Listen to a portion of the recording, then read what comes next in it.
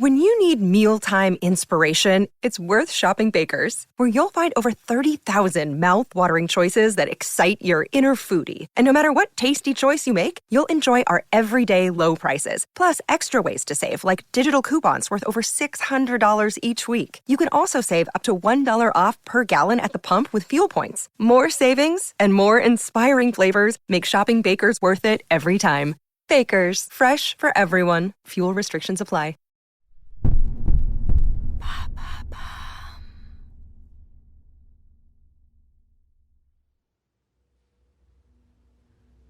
Le 2 octobre 1928, à Madrid, dans le silence solennel d'un couvent, un prêtre se tient devant son petit bureau.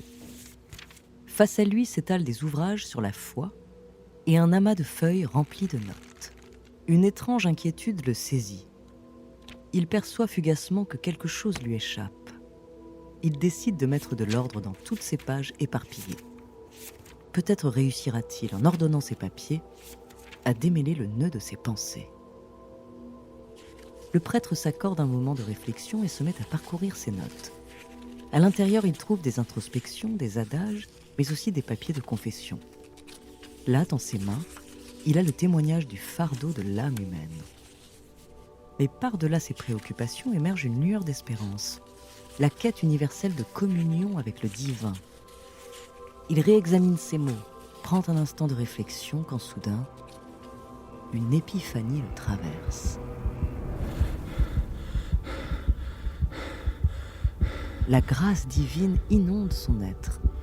Le prêtre vient d'avoir une révélation. Les questions et les réponses s'entrelacent. Les doutes se dissipent.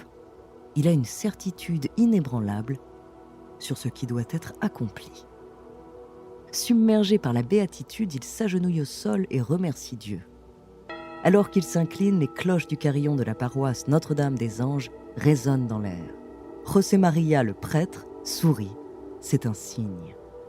Les anges semblent confirmer le message sacré. Les larmes lui montent aux yeux. Il vient d'être choisi pour exécuter la volonté divine. Il sait désormais comment répandre la foi, comment guider les âmes égarées. Pour concrétiser cette mission sacrée, il doit établir un réseau qui agit dans l'ombre, destiné à préserver la chrétienté à travers le monde.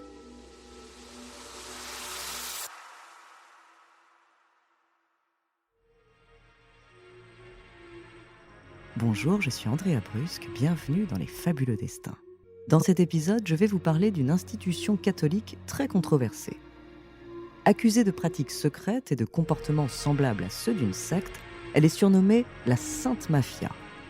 Son nom, Opus Dei. De ses débuts dans l'époque franquiste à son implantation de nos jours, découvrez son destin.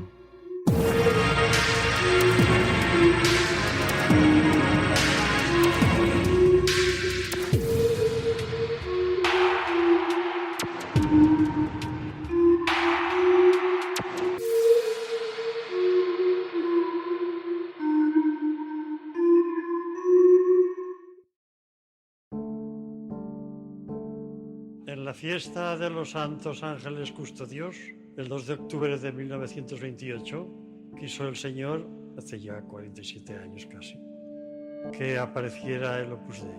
L'Opus Dei, qui veut dire œuvre de Dieu en latin, a été fondé en 1928 en Espagne par José María Escribá, un prêtre formé en droit. Dans une période d'anticléricalisme, José María veut promouvoir l'idée que la vie quotidienne peut être un moyen de se rapprocher de Dieu et de devenir saint. Il croit en l'importance de la formation spirituelle, de la recherche de la vertu dans toutes les sphères de la vie.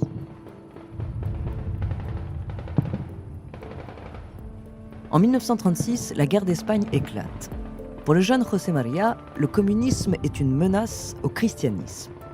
Pour lui, il n'y a qu'un homme qui peut sauver l'Église espagnole, le général Franco. L'Opus Dei devient donc franquiste. En 1939, le général Franco, aidé par Hitler et Mussolini, réussit à prendre le contrôle du pays. Pour José María, c'est un soulagement. Le christianisme est préservé. À cette époque, l'Opus Dei demeure relativement discret. L'organisation se développe dans l'ombre. Mais petit à petit, elle recrute parmi les élites de la finance, des cercles universitaires et de la politique.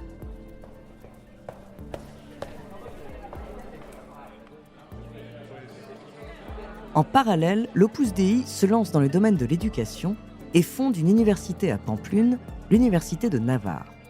Grâce à cette stratégie, ils ont gagné le soutien de personnalités influentes, notamment en politique ou encore au Vatican. Il n'est donc pas étonnant que l'organisation parvienne à se rapprocher de Franco.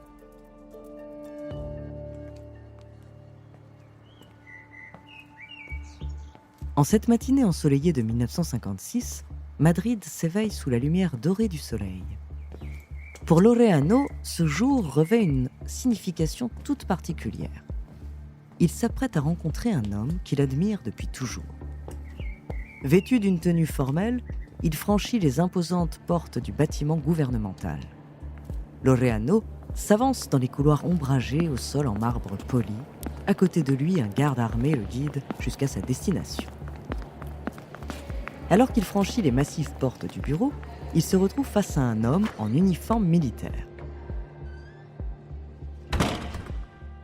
C'est le général Franco, l'homme le plus puissant d'Espagne. Bien qu'il semble calme, Laureano sent son cœur battre de plus en plus fort à chaque pas qu'il fait. Il est bien conscient que ce moment est d'une importance cruciale. Officiellement, il est là pour aider le général à moderniser l'économie espagnole, à la rendre plus compétitive sur la scène internationale.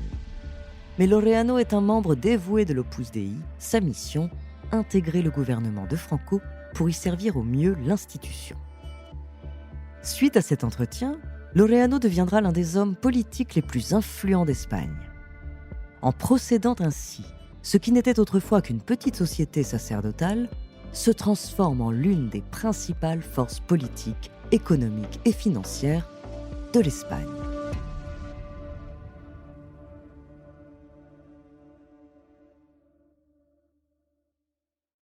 Avant de continuer cet épisode, nous voulions vous remercier pour votre écoute.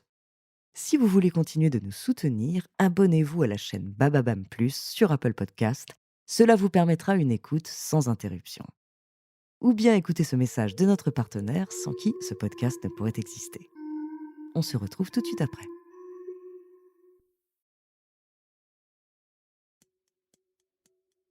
Après avoir conquis l'Espagne, l'organisation cherche à s'implanter un peu partout à travers le monde. L'Opus Dei parvient ainsi à établir sa présence dans plus de 87 pays, particulièrement en Amérique latine, où son impact se fait fortement ressentir. Cette expansion significative ne passe pas inaperçue, notamment auprès du Vatican.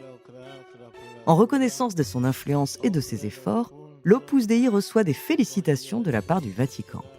Le 28 novembre 1982, le pape Jean-Paul II, qui était un fervent partisan de l'organisation, confère à cette institution le statut de prélature personnelle.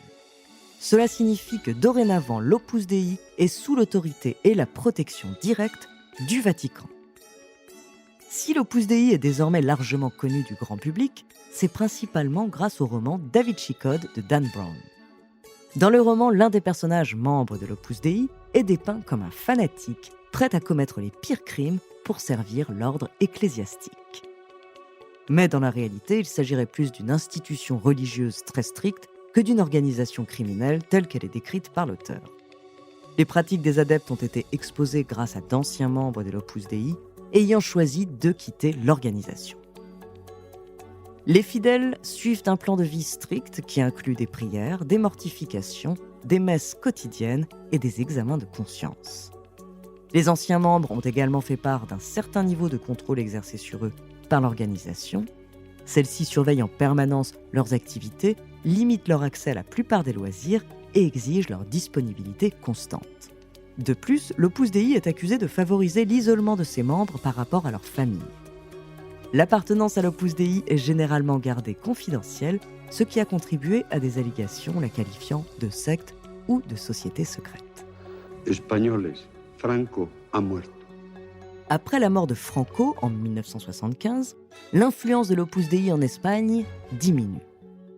Malgré tout, l'institution reste présente et active à travers le monde. Depuis plusieurs années, l'organisation est associée à divers scandales.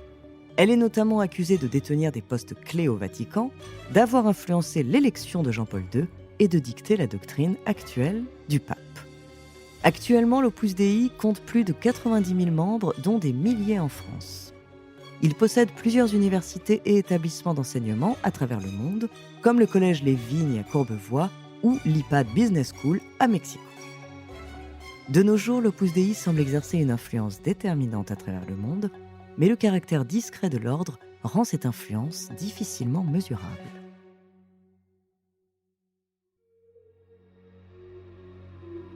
Merci d'avoir écouté cet épisode des Fabuleux Destins, écrit par Clémence Setti, réalisé par Antoine Berry-Roger. La semaine prochaine, je vous raconterai l'histoire d'une célèbre armée grecque. En attendant, si cet épisode vous a plu, n'hésitez pas à laisser des commentaires et des étoiles sur vos applis de podcast préférés.